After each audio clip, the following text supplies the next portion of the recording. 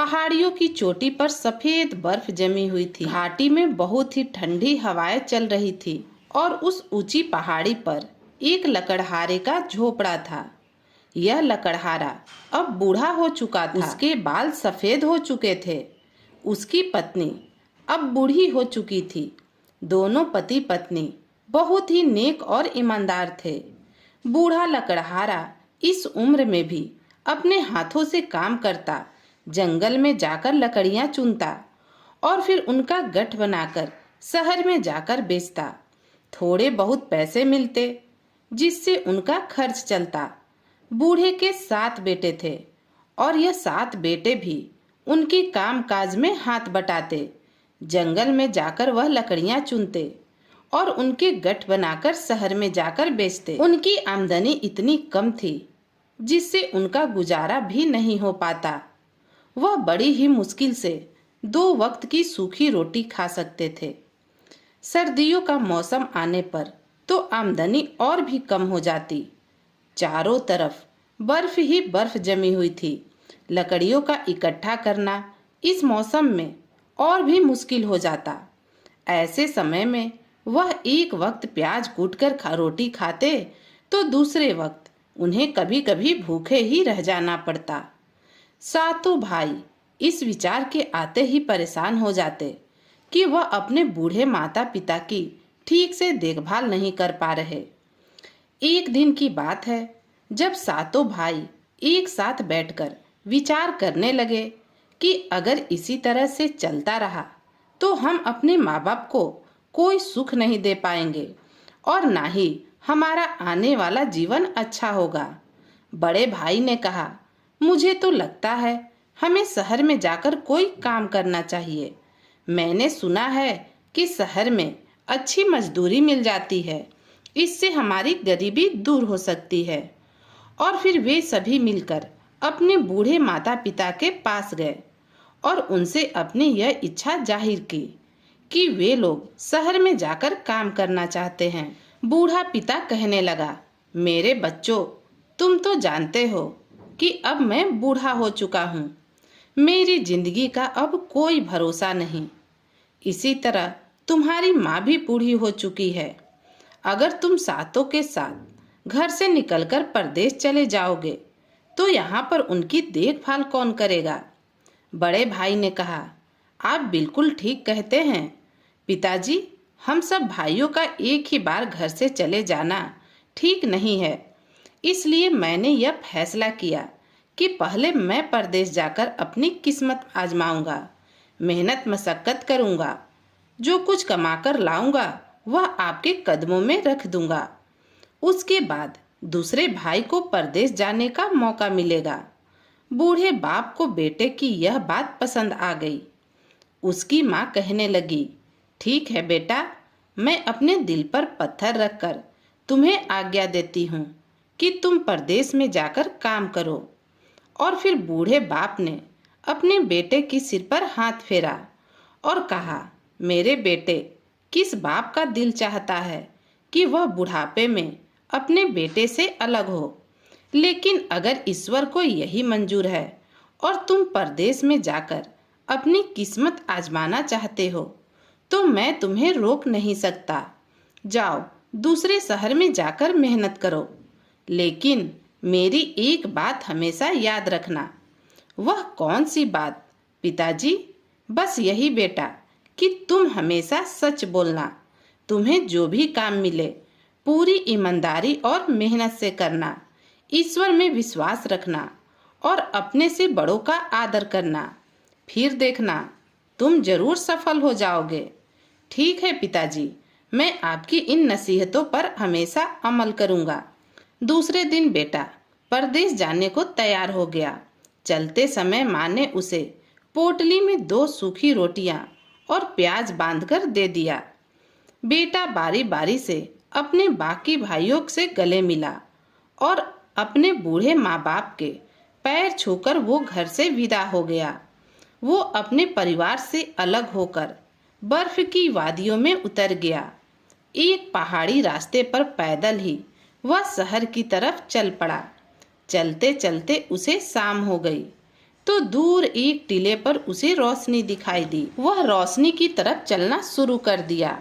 वह रोशनी एक झोपड़ी से आ रही थी। झोपड़ी के बाहर खड़े होकर उसने जोर से आवाज दी, क्या अंदर कोई है?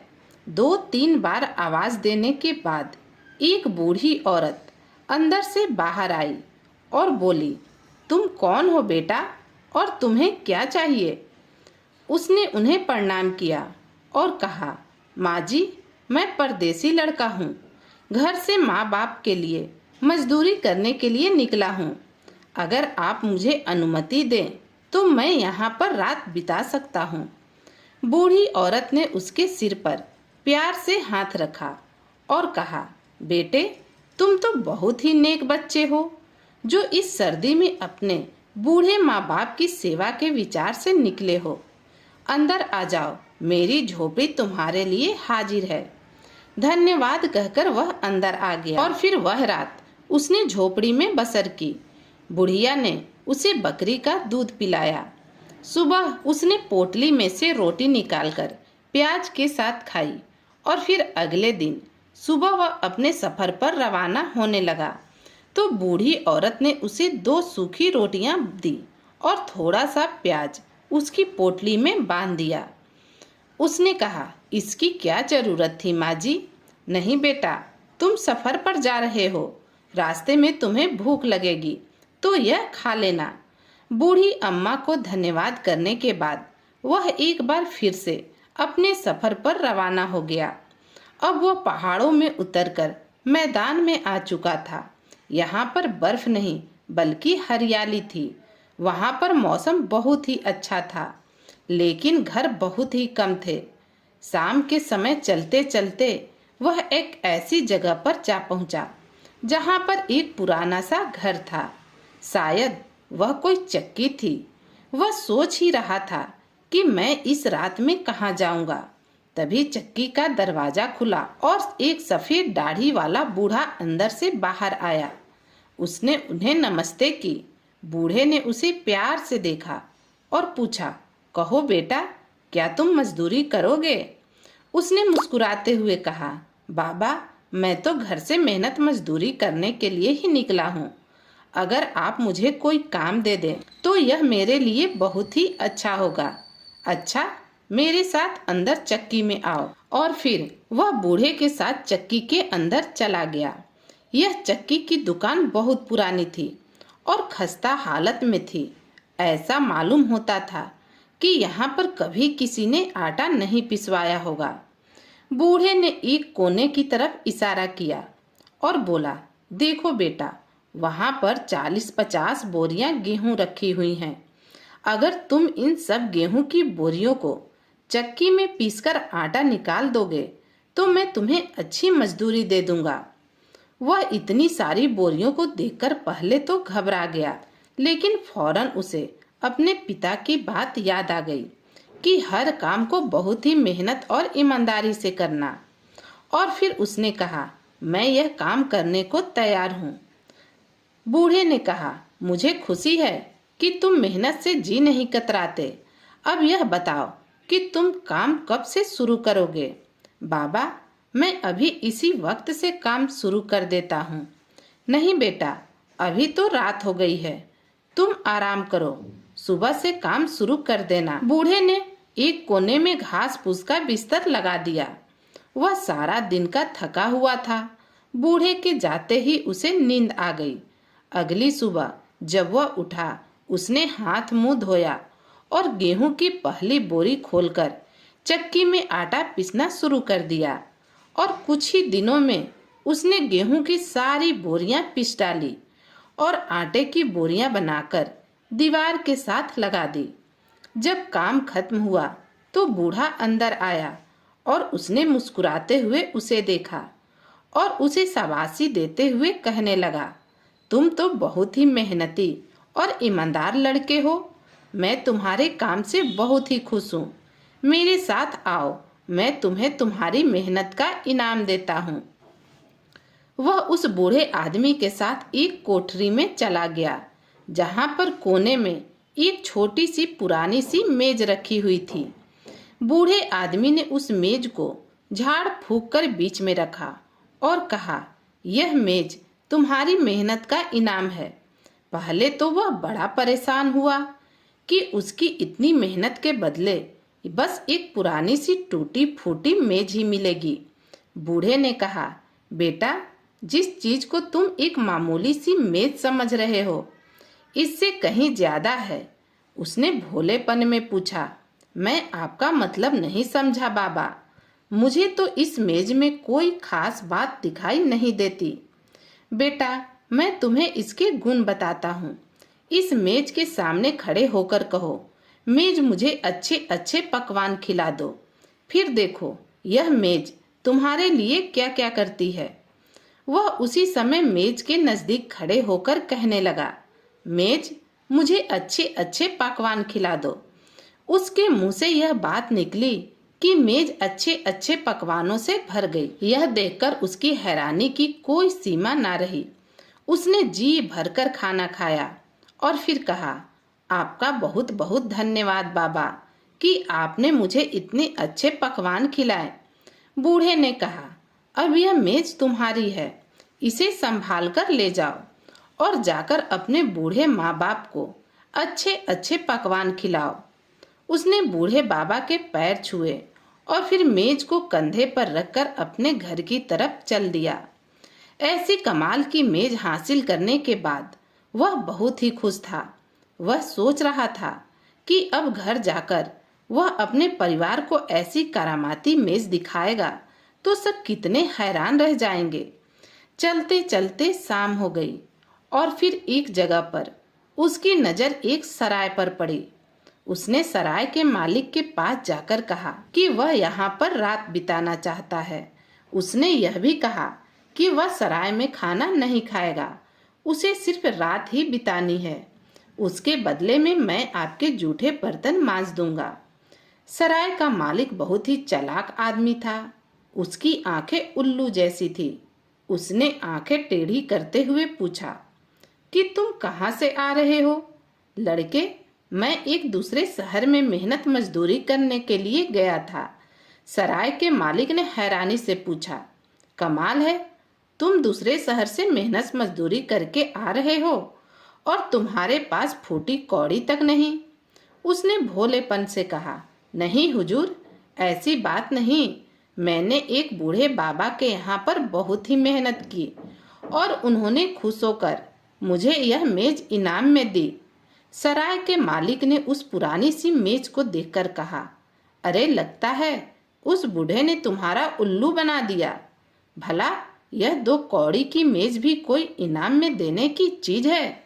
मुझे तो लगता है कि तुम बहुत बड़े बेवकूफ हो। अब होना तो यह चाहिए था कि वह उस मेज के भेद के बारे में उस सराय के मालिक को बिल्कुल भी ना बताता, लेकिन वो बेचारा भोला भाला था।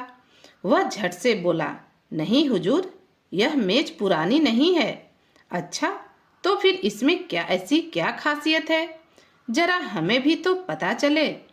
अब उसने अपने भोलेपन से उस मेज का सारा भेद सराय के मालिक को बता दिया।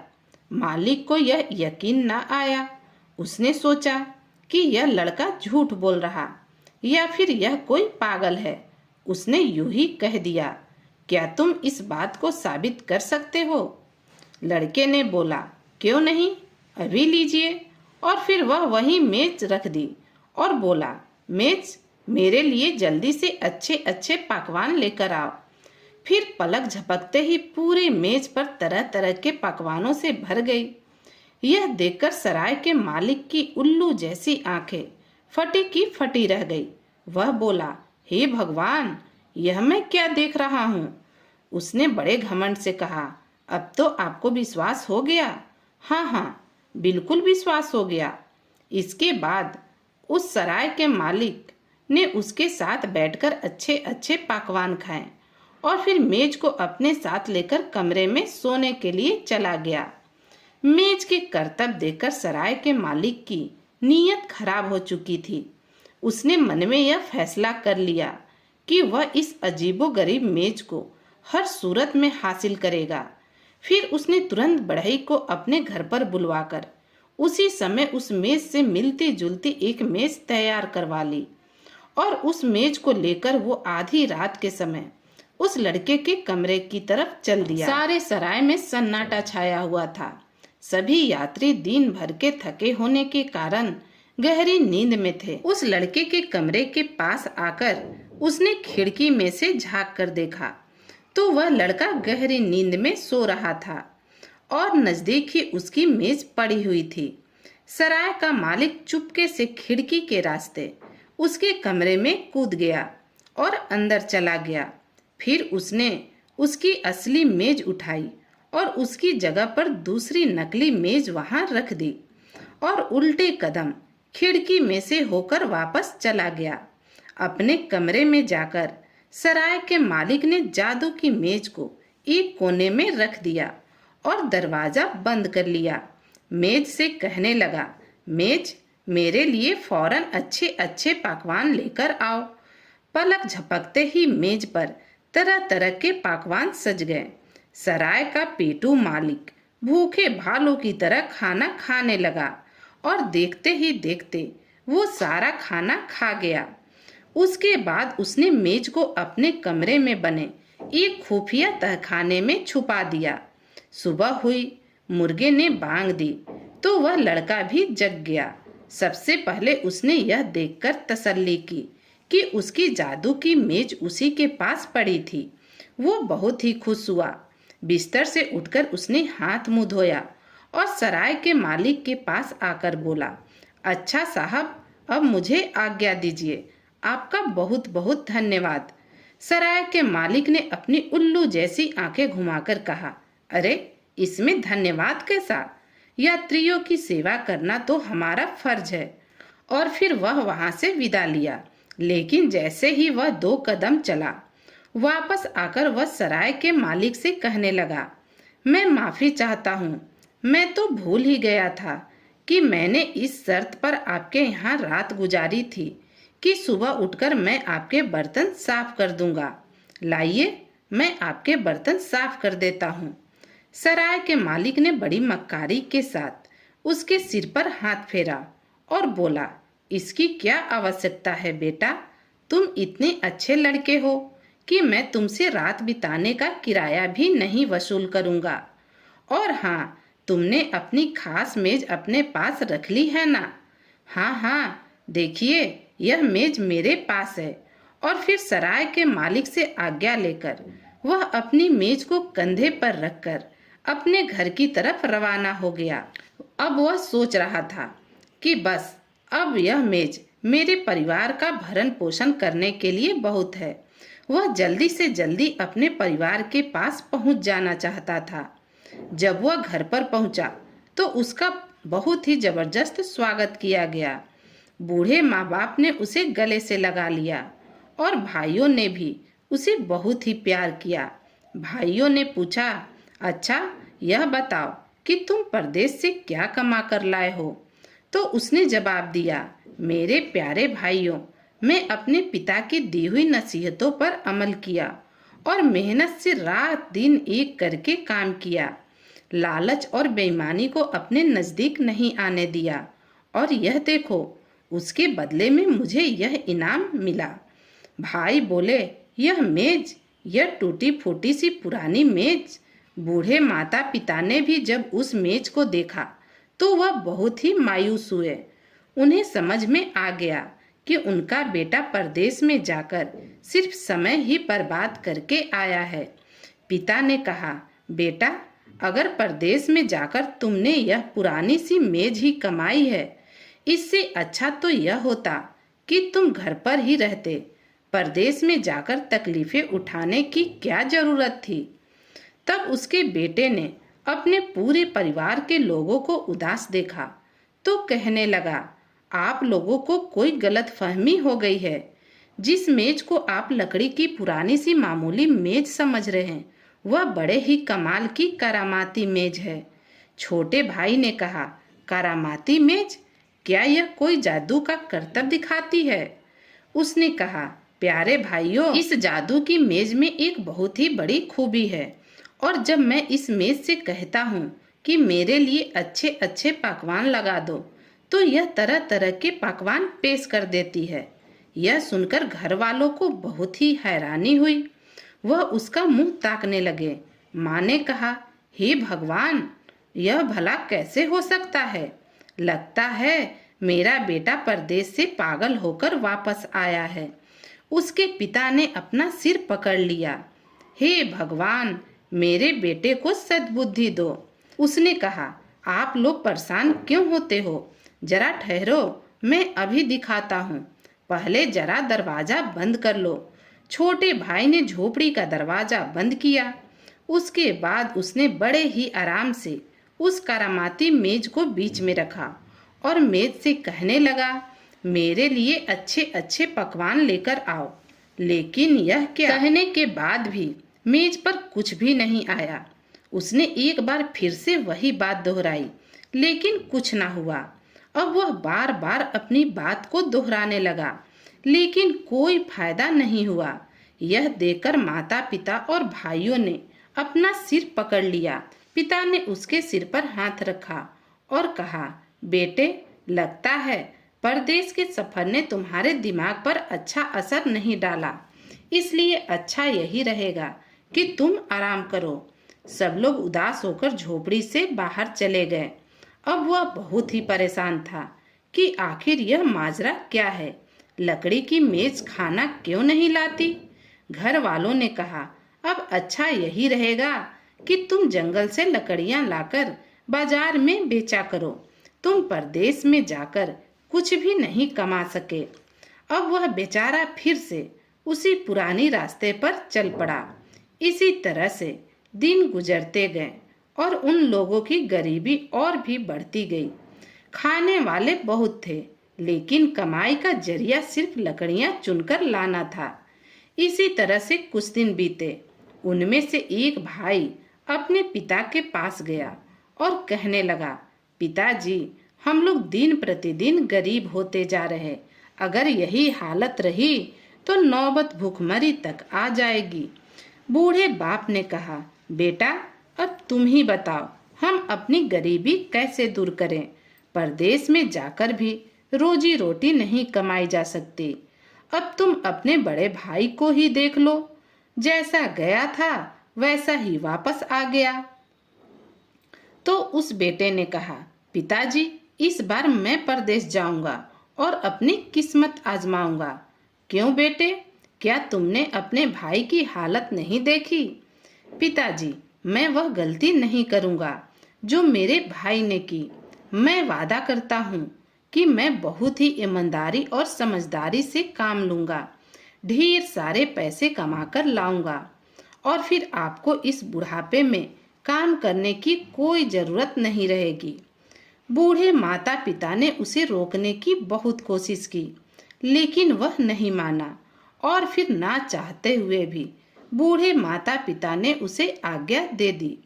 वह सूखी रोटी और प्याज को पोटली में बांधकर अपने सफर पर रवाना हो गया और फिर बर्फ की चोटियों से ढकी हुई पहाड़ियों को पार करता हुआ मैदानी इलाके में आ गया। सफर करते करते जब उसे थकान हुई तो दूर एक कच्चे मकान के पास उसे एक दिया जलता हुआ दिखाई दिया। यह दिया उसी घर में जल रहा था जिसमें वह बूढ़ी औरत रहती थी। बुढ़िया से आज्ञा लेकर वहां पर उसने रात बिताई और अगली सुबह वह फिर से अपने सफर पर रवाना हो गया। चलते चलते दोपहर हो चुकी थी और उसे भूख लगने लगी। उसने पेड़ों से कुछ सहतूत और फल तोड़कर खाए और फिर कुछ देर के लिए पेड़ के नीचे सुस्ताने लगा।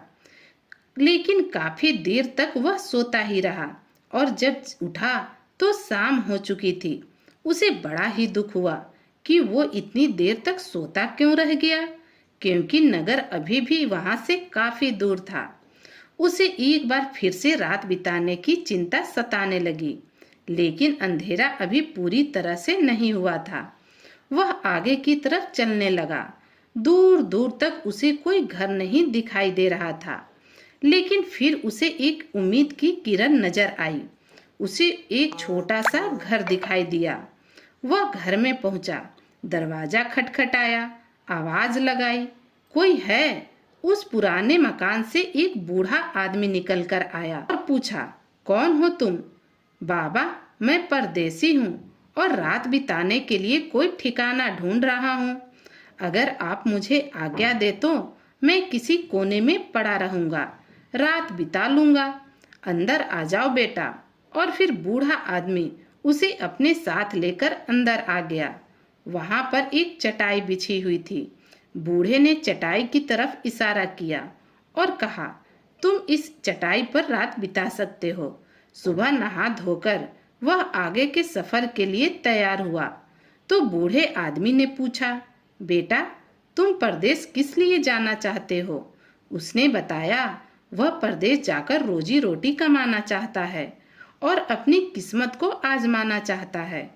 बूढ़े आदमी ने कहा, अगर तुम मेरे यहाँ पर मजदूरी कर लो तो मैं इसके बदले में तुम्हें अच्छी मजदूरी दूंगा। उसके बाद तुम चाहो तो परदेश चले जाना। उसने कहा, हुजूर, मेहनत मजदूरी करने के लिए ही मैं घर से निकला हूँ। मुझे भला मजदूरी करने में क्या परेशानी हो सकती है? आप बताइए कि मुझे करना क्या होगा। और फिर बूढ़ा आदमी उसे अपने घर के दूसरी तरफ ले गया। वहां पर एक बड़ा बगीचा था। वहां पर कई पेड़ गिरे हुए थे। बूढ़े ने पेड़ों की तरफ इशारा करते हुए कहा, मैं चाहता हूँ कि तुम इन पेड़ों को यहाँ से साफ कर दो। क्या तुम ऐसा कर सकोगे? क्यों नहीं बाबा, जब मैं यह काम करने के लिए ही निकला हूँ तो चाहे जो भी काम मिले मैं ठीक से करूँगा। तो फिर ठीक है, तुम अभी से काम करना शुरू कर दो। इतना कहकर वह बूढ़ा आदमी वहां से चला गया। अब वह लड़का पेड़ों को जोर लगाकर एक तरफ करने की कोशिश करने लगा। यह काम तो सचमुच ही मेहनत का था। बड़े बड़े पेड़ों के ढेर ढेर सारे तने वहां पर बिखरे पड़े थे। यह तो भगवान ही जानता था कि इन पेड़ों को किसी आंधी तूफान ने उखाड़ा है या फिर कोई और कारण था। लेकिन उसने एक बड़ी रस्सी का सहायता लिया और उन पेड़ों को खींच खींच कर एक तरफ रखना शुरू कर दिया। दोपहर तक वह काफी कड़ी मेहनत करता रहा। काम बहुत ही मुश्किल था, लेकिन उसने आराम नहीं किया और इस तरह उसने कुछ ही दिनों में सारे पेड़ एक तरफ लगा दिए। काम खत्म हो जाने के बाद बूढ़ा आदमी उससे मिलने के लिए आया तो लड़के ने कहा, बाबा, देख लीजिए, मैंने आपके बाग में पड़े हुए सारे पेड़ों को उठाकर एक तरफ जमा कर दिया है। अब मेहरबानी करके मुझे मेरी मजदूरी दे दीजिए ताकि वापस जाकर मैं अपने परिवार से मिल सकूं। बूढ़ा आदमी उसके काम से बड़ा ही खुश था। वह उसे अपने साथ बगीचे के एक दूसरे कोने में ले गया जहां एक मरियल सा गड्ढा बंधा हुआ था। बूढ़े आदमी ने गड्ढे की रस्सी खोलकर उसे थमा दी और कहा, यह लो बेटा, यह है तुम्हारी मेहनत का इनाम। वह तो पहले बड़ा हैरान हुआ। उस मरियल गड्ढे को देखने के बाद वह कहने लगा, माफ कीजिएगा, क्या आप मुझे इस गड्ढे की जगह पर चांदी के कुछ सिक्के नहीं दे सकते ताकि मैं उन पैसों से कुछ खरीद कर अपने माँ बाप के लिए ले जा सकूं? बूढ़े आदमी ने कहा, बेटा, तुम जिस गड्ढे को एक मरियल सा गड्ढा समझ रहे हो, असल में यह सोने की खान है। बाबा, मैं आपका मतलब नहीं समझा। मतलब यह कि यह गड्ढा एक खास ताकत रखता है। अगर तुम इसके आगे कपड़ा बिछाकर यह कहोगे कि प्यारे गधे, इस चादर को सोने के सिक्कों से भर दो, तो यह गधा तुरंत तुम्हारे आदेश का पालन करेगा। उस लड़के ने हैरानी से कहा, बाबा, मुझे आपकी बात पर यकीन नहीं होता। अच्छा तो रुको। बूढ़े ने गधे के सामने एक कपड़ा बिछाया और फिर गधे को हुक्म दिया, प्यारे गधे, इस चादर को सोने के सिक्कों से भर दो। बूढ़े का इतना कहना था कि गधे ने अपना मुंह ऊपर को उठाया, थोड़ा सा खासा और फिर अपना मुंह खोलकर चादर पर झुकाया तो उसके मुंह से सोने के सिक्के गिरने लगे। जब वहां पर सोने के सिक्कों का ढेर लग गया तब गधे ने अपना मुंह बंद कर लिया। यह देखकर उसकी आंखें फटी की फटी रह गईं। बूढ़े ने कहा, क्यों बेटा, अब तो तुम्हें मेरी बात का विश्वास हो गया। यह लो, गधे की रस्सी थामो और इसे अपने घर ले जाओ। उसने उस बूढ़े को प्रणाम किया और उसका धन्यवाद दिया और फिर गधे को लेकर वह अपने घर को चल दिया। उसका दिल खुशी से उछल रहा था। उसने बहुत ही मेहनत की थी।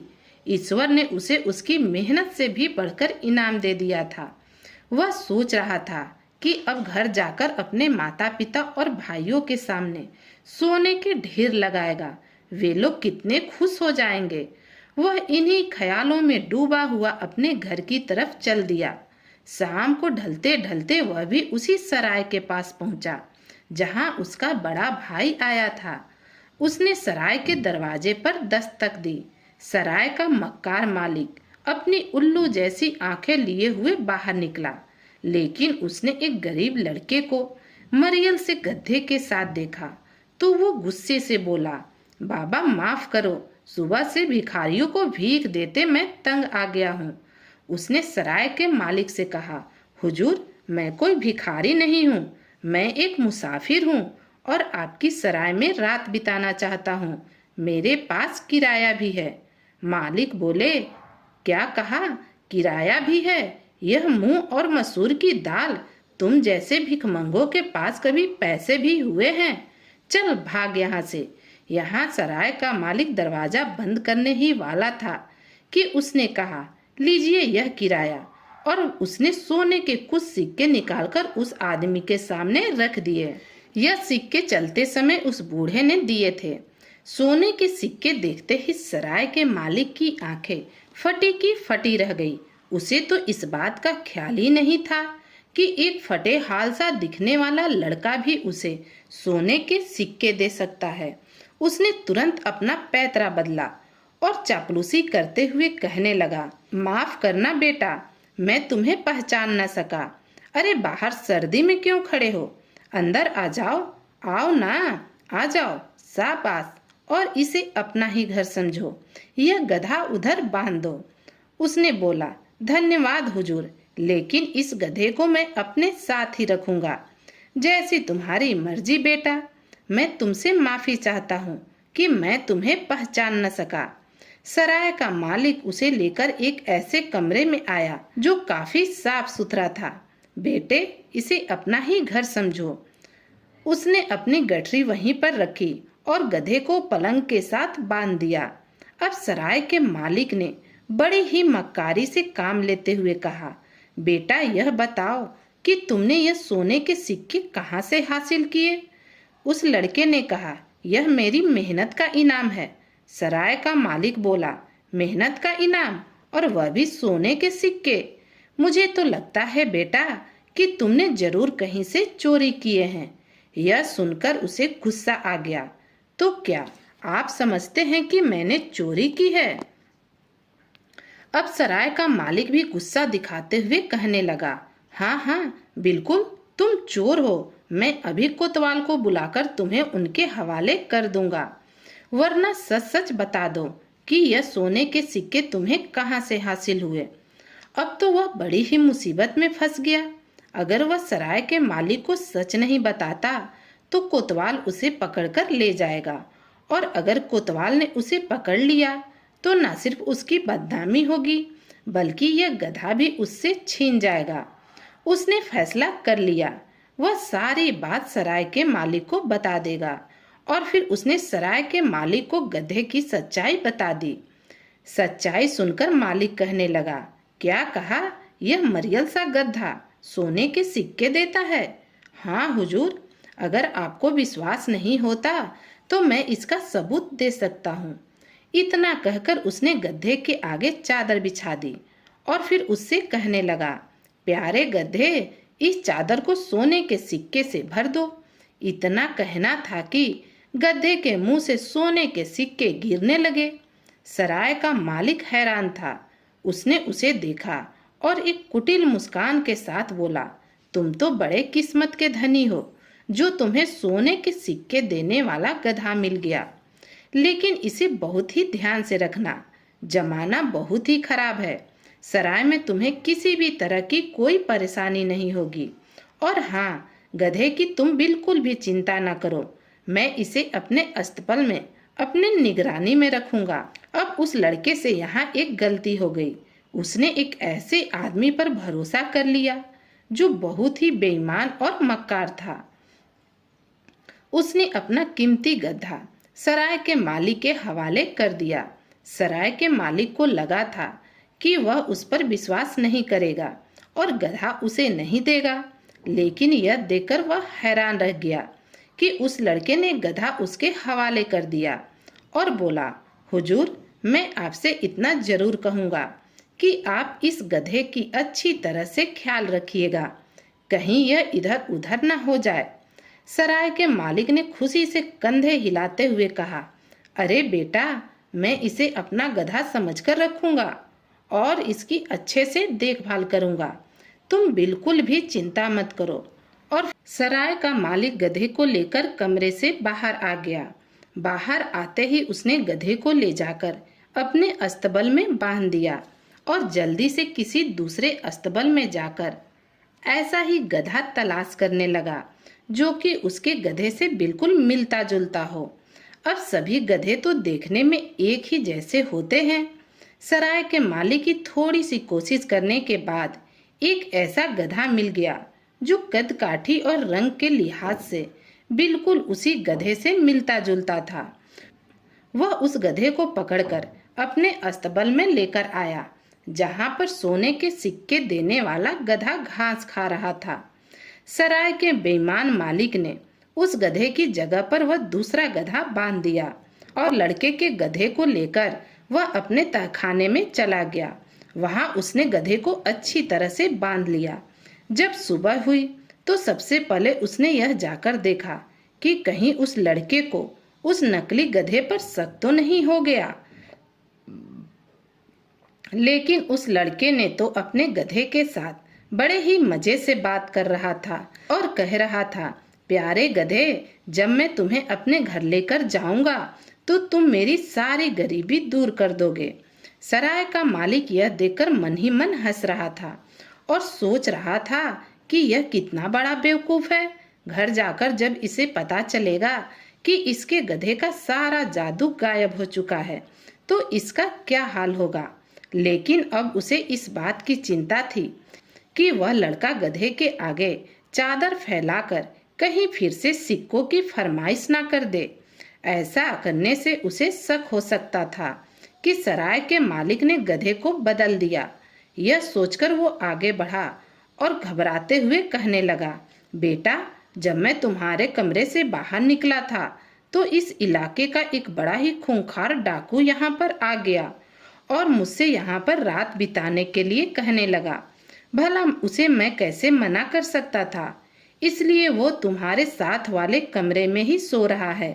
इसलिए मैं चाहता हूँ कि तुम फौरन यहाँ से निकल जाओ, क्योंकि वह डाकू बड़ा ही जालिम और लालची है।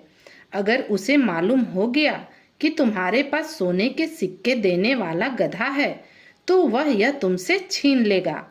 यह सुनकर वह लड़का परेशान सा हो गया और सराय के मालिक की तरफ देखता हुआ बोला, यह तो आपने बड़ी अच्छी बात कही, मैं अभी सराय से चला जाता हूँ।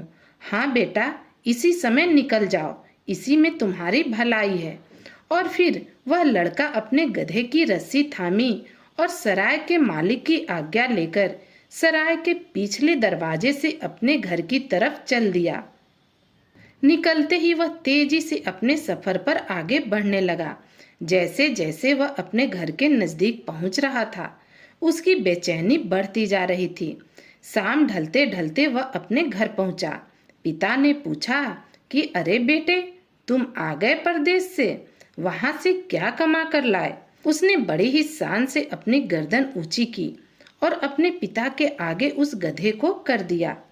उसके पिता कभी गधे को देखते तो कभी अपने बेटे को। वह बोले, बेटा, अगर तुम्हें परदेश जाकर यह मरियल सा गधा ही लाना था तो परदेश जाने की क्या जरूरत थी। यहीं पर हमारे साथ रहते रूखी सूखी रोटी खाकर तो गुजारा हो ही रहा था।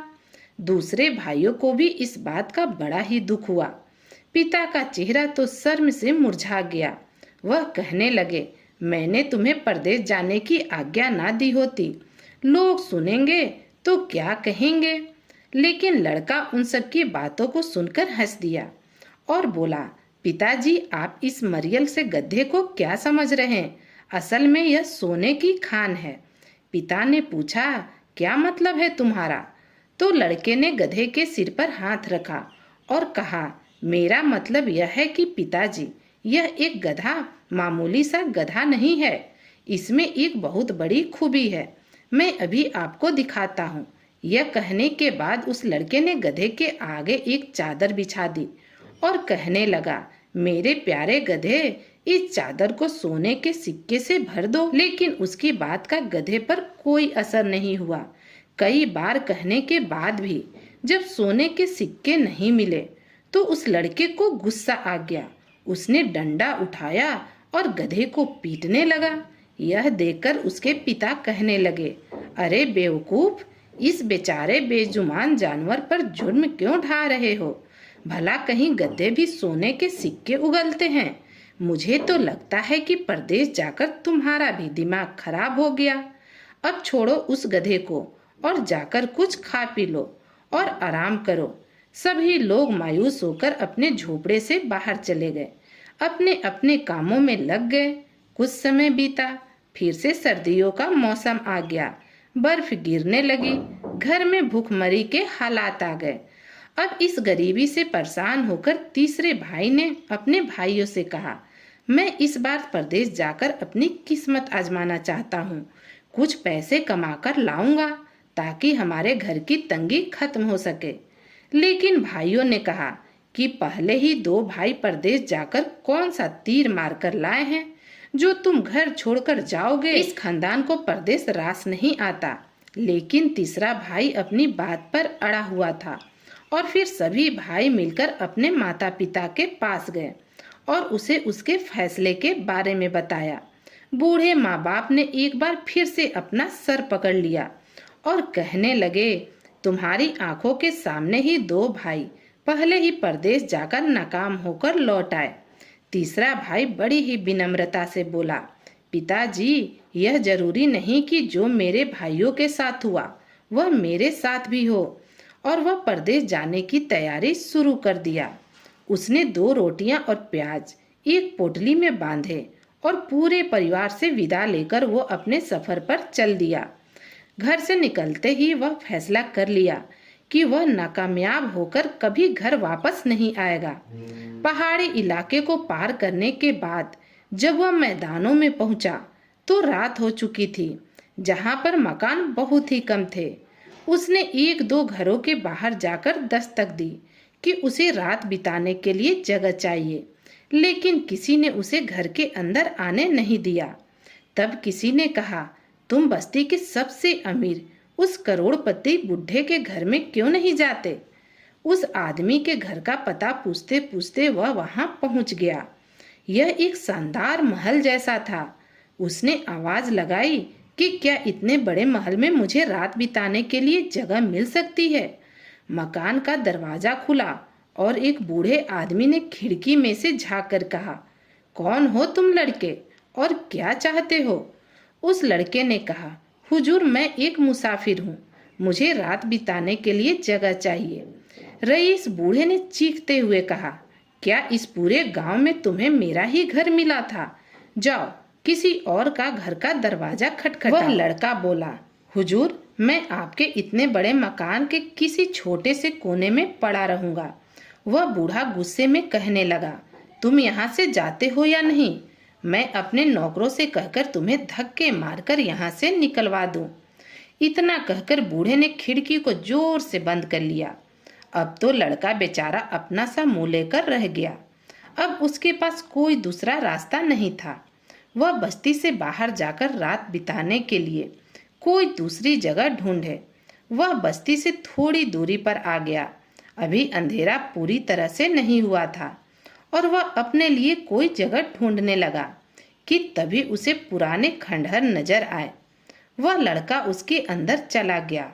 उसने वहीं पर रात बिताने के बारे में सोच लिया था। खंडहर के अंदर कई छोटी छोटी कोठरियां थी। वह उन्हीं में से एक कोठरी में आ गया। उसने कोठरी के एक कोने में अपना बिस्तर जमाया और अपना पुराना फटा कंबल ओढ़कर सो गया। वह दिन भर के सफर से थका हुआ था। उसे लेटते ही नींद आ गई। पता नहीं वह कितनी देर तक सोया होगा कि अचानक एक खटके से उसकी आंख खुल गई। उसकी समझ में नहीं आया कि यह आवाज किसकी थी जिसकी वजह से उसकी नींद खुल गई।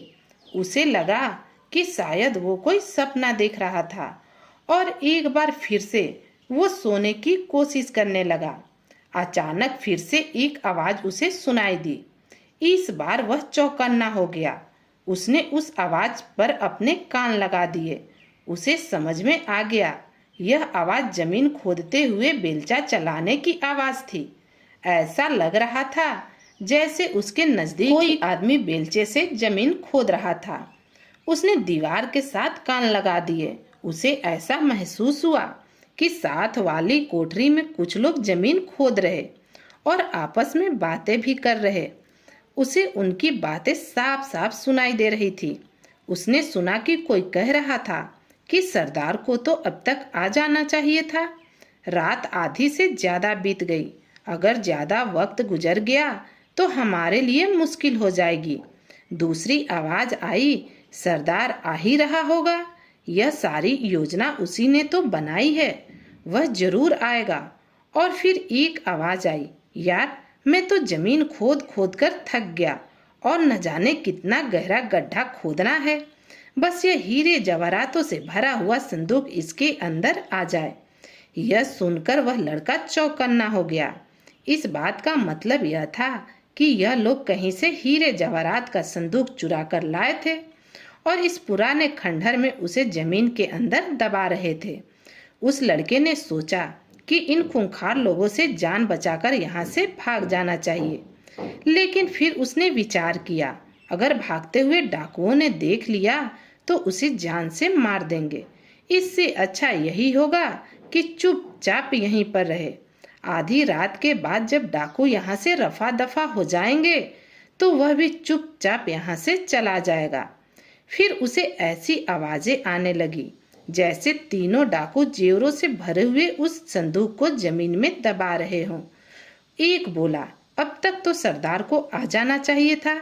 अगर ज्यादा देर हो गई तो हम उस रईस बूढ़े का काम तमाम करके उससे उसका हीरा जवाहरात का खजाना कैसे हासिल करेंगे।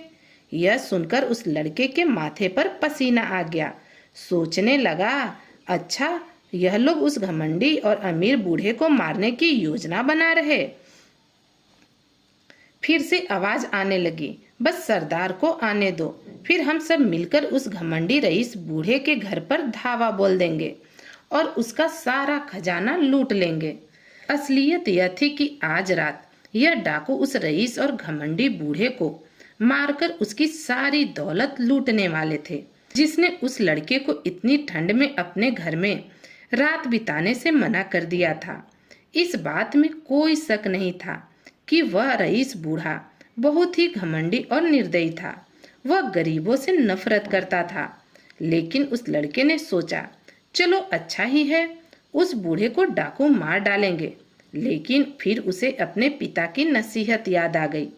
अपनों से बड़ी उम्र के इंसानों के साथ हमेशा इज्जत से पेश आना चाहिए। उन्हें हमेशा किसी मुसीबत में देखना तो उनकी सहायता करना। पिता की बात याद आते ही उसने फैसला कर लिया कि वह इन डाकुओं के हाथों उस रईस बूढ़े को मरने नहीं देगा। वह हर कीमत पर उस बूढ़े की जान बचाएगा। और फिर वह लड़का दबे पांव छुपते छुपाते डाकुओं की नजरों से बचकर उस खंडहर से निकल गया। वह जल्दी से जल्दी बूढ़े के पास पहुंचकर उसे डाकुओं की इस योजना के बारे में बताकर सावधान करना चाहता था। कुछ ही देर में वह उस रईस बूढ़े की हवेली के बाहर खड़ा था। गांव के सभी लोग सो चुके थे। चारों तरफ खामोशी थी। उस लड़के ने 2-3 बार दरवाजे पर दस्तक दी। चौथी बार दस्तक देने पर दरवाजे की खिड़की खुली और फिर उस घमंडी बूढ़े ने अपना चेहरा दिखाया और बोला, कौन बदतमीज है जो आधी रात को मुझे परेशान करने के लिए आया है। उस लड़के ने कहा, हुजूर आपसे बहुत ही जरूरी बात करनी है, इसलिए मुझे अंदर आने बूढ़े ने फटकारते हुए कहा, इतनी रात को मुझसे जरूरी बात करने वाले तुम कौन होते हो? जाओ, चले जाओ यहाँ से, मैं तुम्हें बिल्कुल भी नहीं जानता। इसके बाद बूढ़े ने बड़े ही जोर से खिड़की को बंद कर दिया। उस लड़के को यूं लगा जैसे उस बूढ़े ने अपनी जिंदगी की खिड़की बंद कर ली हो, लेकिन उसे हर कीमत पर उस बूढ़े की जान बचानी थी। वो एक बार फिर से दरवाजे पर मुक्के मारने लगा। बूढ़े ने गुस्से से एक बार फिर खिड़की खोली और गुर्राया, बेशर्म लड़के, तुम यहाँ से अभी तक गए नहीं। लड़का बोला, हुजूर, यह आपकी जिंदगी और मौत का सवाल है। अगर आपने मेरी बात नहीं सुनी तो सुबह होने से पहले डाकू आपको मारकर आपका घर लूटकर ले जाएंगे। लड़के के मुंह से यह बात सुनकर बूढ़ा घबरा गया और बोला, यह तुम क्या कहते हो? मैं सच कह रहा हूँ हुजूर, अगर आप मुझे अंदर आने देंगे तो मैं आपको सारी बात बताऊंगा। फौरन घमंडी बूढ़े ने दरवाजा खोल दिया और उसे अंदर ले आया। उस लड़के ने उस बूढ़े को सारी सच्चाई बताई। बूढ़ा बोला, मैं कैसे मान लूं कि तुम सच कह रहे हो? वह लड़का बोला, हुजूर, यह समय मेरे सच और झूठ को परखने का नहीं, समय बीतता जा रहा। डाकू सुबह होने से पहले आपको मारकर आपका खजाना लूट ले जाएंगे, इसलिए फौरन आपको अपना बचाव करना चाहिए। बूढ़े को उस लड़के की बातों पर विश्वास होने लगा था। वह उठा और अपनी हवेली के उस कमरे में गया जहां पर उसके हट्टे कट्टे नौकर रहते थे। नौकरों को जगाकर उनके हाथों में तलवारें देकर उसने उन नौकरों को अपने कमरे में छुपा दिया और खुद पलंग के नीचे छुप गया। आधी रात के बाद जब डाकुओं ने हवेली पर धावा बोला, वे डाकू रस्सियां लगाकर बड़ी बड़ी दीवारें फांदकर अंदर आ गए और सीधा बूढ़े के कमरे में पहुंच गए। लेकिन इससे पहले कि वे कुछ कर पाते, बूढ़े के हट्टे कट्टे नौकर, जो कि पहले से तैयार थे, उन्होंने डाकुओं पर धावा बोल दिया। डाकू, जो कि इस हमले से अनजान थे, अचानक हुए इस हमले के कारण वे बच नहीं पाए। नौकरों ने डाकुओं को अपने काबू में किया और उन्हें रस्सी से बांध दिया। कुछ ही देर बाद वहां पर कोतवाल को बुला लिया गया। कोतवाल सभी डाकुओं को कारागार में डाल देता है और रईस बूढ़ा उस लड़के से बहुत ही खुश था। उसने लड़के का धन्यवाद किया और कहा, बेटा, तुम्हारे इस बहादुरी भरे काम के बदले मैं तुम्हें इनाम देना चाहता हूँ। इसके बाद बूढ़े आदमी ने अपनी तिजोरी में से एक सोने के सिक्कों की थैली निकाली और लड़के को थमा दिया और कहने लगा, बेटा, मेरे ख्याल से इतनी दौलत तुम्हारे पूरे परिवार की गरीबी को खत्म करने के लिए काफी होगी। साथ ही बूढ़े ने एक डंडा उस लड़के को देते हुए कहा, यह डंडा भी तुम रख लो। यह कोई मामूली डंडा नहीं, बल्कि सच्चाई उगलवाने वाला डंडा है। यह डंडा तुम्हारी दौलत की रक्षा करेगा।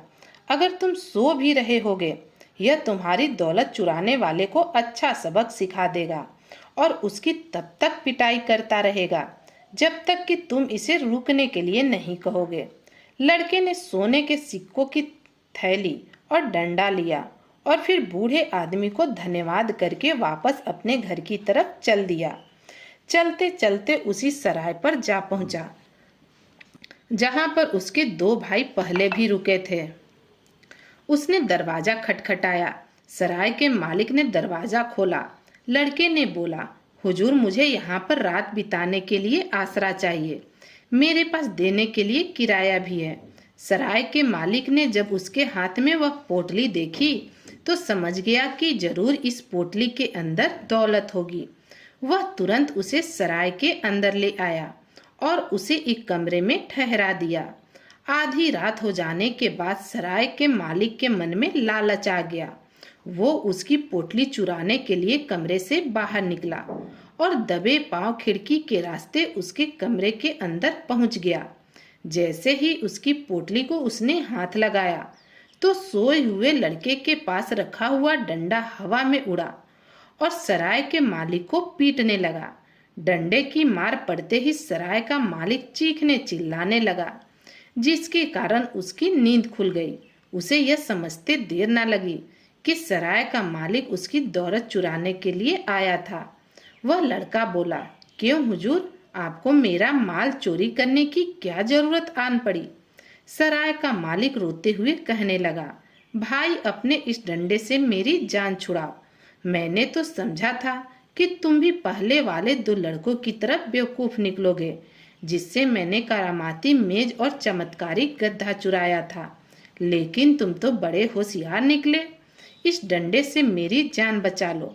जब लड़के ने सराय के मालिक से यह बात सुनी तो वह समझ गया कि वह दोनों लड़के उसके भाई ही थे और उन्होंने घर आकर जो बात कही वह झूठ नहीं थी। वह बोला, वह दोनों लड़के मेरे भाई थे और यह डंडा तुम्हारी पिटाई तब तक करता रहेगा जब तक तुम वो गधा और वह मेज मेरे हवाले नहीं कर देते।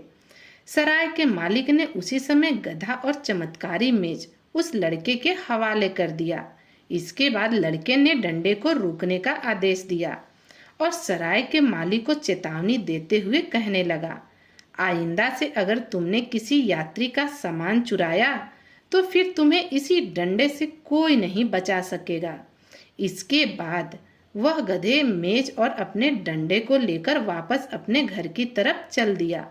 घर पहुंचकर उसने अपने माता पिता और बाकी भाइयों को सारी बात बताई कि कैसे उसके भाइयों को सराय के मालिक ने बेवकूफ बनाया था और अब उसके परिवार के पास एक ऐसा गधा था जो सोना उगलता था, एक ऐसी मेज थी जो बढ़िया से बढ़िया पकवान देती थी और सोने की असरफियों से भरी हुई एक थैली थी। अब वे लोग गरीब नहीं थे। उन्होंने न सिर्फ अपनी गरीबी दूर किया बल्कि अपने गांव के बाकी लोगों के लिए भी भलाई के काम किए। तो दोस्तों, यह कहानी आपको कैसी लगी कमेंट करके जरूर बताइएगा और अगर आप मेरे चैनल पर पहली बार आए हैं तो चैनल को सब्सक्राइब कीजिएगा, जिससे आपको और भी नई नई कहानियां सुनने को मिले। तो फिर मिलती हूँ एक नई कहानी के साथ। कहानी सुनने के लिए आप सभी का बहुत बहुत धन्यवाद।